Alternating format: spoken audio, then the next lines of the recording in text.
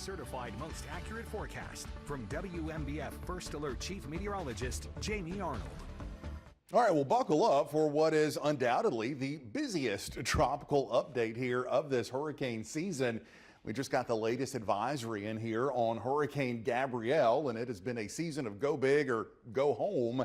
And Gabrielle, after sputtering along all weekend, has finally decided to go big. That latest update, thanks to the hurricane hunters flying around there earlier today, showing now Category 4 intensity. Hurricane Gabrielle with winds at 140 miles per hour. Thankfully, missing Bermuda by just under 200 miles to the east, but it has made that turn to the northeast now and will continue to rapidly work its way into the North Atlantic Ocean and then quickly weaken as we head through the end of the week. But it doesn't stop there. We've got this tropical wave, which models are really latching onto for some potential development by the end of the week.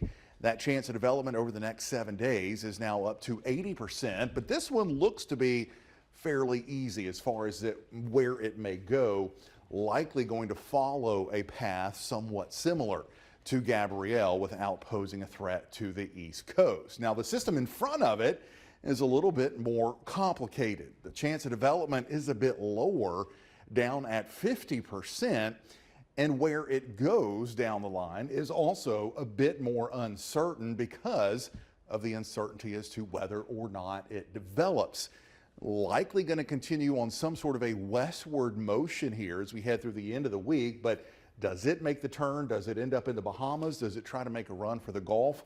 All of those options are on the table right now, but again, it's still a question as to whether or not this one even develops. Bottom line, just let's keep an eye on things here as we head through the rest of the week, as this one may try to get at least a little bit closer to the east coast of the U.S., but in the short term, nothing to worry about out of the tropics. We're just left with an increasingly mild and muggy forecast overnight tonight.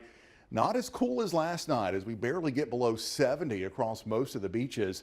In fact, only dropping to 70 from Earls Inlet and Georgetown. 66 tonight for Conway and Hartsville, 67 for Hartsville and Marion. And then notice as we head into the day tomorrow, those temperatures really start to crank. Widespread upper 80s here across the PD, with mid 80s for interior Horry County, low 80s on the beaches, but a notable increase in humidity tomorrow. And you'll be able to see that humidity and feel it in the form of some fog around early tomorrow morning.